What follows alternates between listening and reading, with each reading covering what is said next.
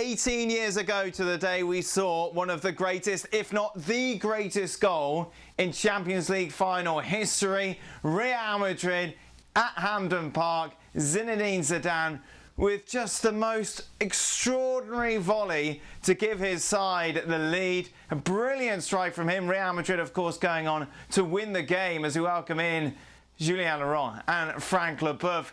Frank, first off, from a technical standpoint, how good is this from Zizou?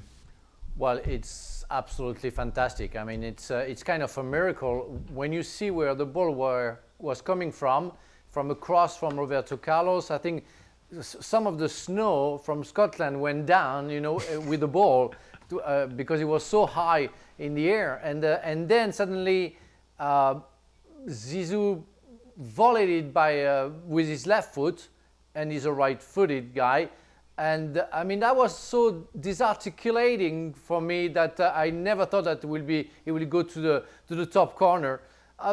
That's for me the best goal of the Champions League that I ever seen, because it's so unexpected, so well played, and so important as well just before halftime. So well done, Mr. Zizou, once again.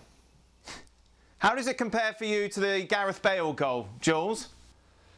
Well, there's the two wonderful goals, really. Gareth Bale, you could argue that it's the third one and that maybe the final was already won for Real Madrid, and like for Zidane, that the score was 1-1, and like Frank said, it's just before halftime, and that goal, just mentally, you can just imagine the Beyer Leverkusen players having to go back for halftime in the dressing room, and on the other hand, all that momentum going to Real Madrid after this wonder goal. But Bale is still a wonderful goal, that overhead kick. I just think Zidane is so pure, he's so perfect, and having mentioned it to him, spoken to him about it, he said as soon as the ball hit his foot hit the ball, he knew he was going top corner, and he knew it was the best goal he's ever scored. Jules, Frank brings up a good point in that it was a terrible cross from Roberto Carlos. Yeah, it's not even a cross. I mean, he just hoofed the ball, really. There's a defender with him, and Roberto Carlos is like almost near the corner flag, if you want. He can really just hoof it. That's why he goes so high in the air, and that's why even it's so hard, like Frank was describing, because the ball comes from so high that for Zidane to still be able to volley it the way he did, and if you look at it, he still hits it so high. He doesn't even wait for the ball to go lower and maybe hit a half volley, for example. He hits it so hard, almost like a karate kick, if you want, and then he goes straight in the top corner. For me, it's the most beautiful, purest volley you would ever see.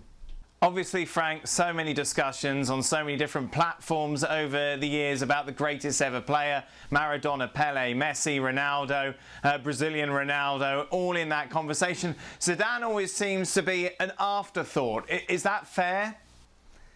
No, it's not. But because, you know, maybe people who are voting are people who are sometimes, you know, vintage, like me. So I always chosen Platini instead of Zinedine Zidane. But you cannot say Zidane cannot eat at the same table. I mean, that guy is purely fantastic. And from his own age, I remember playing in Romania when we needed to win. And he had a fantastic game, and he scored a beautiful goal with a special control and a semi-volley in the top corner.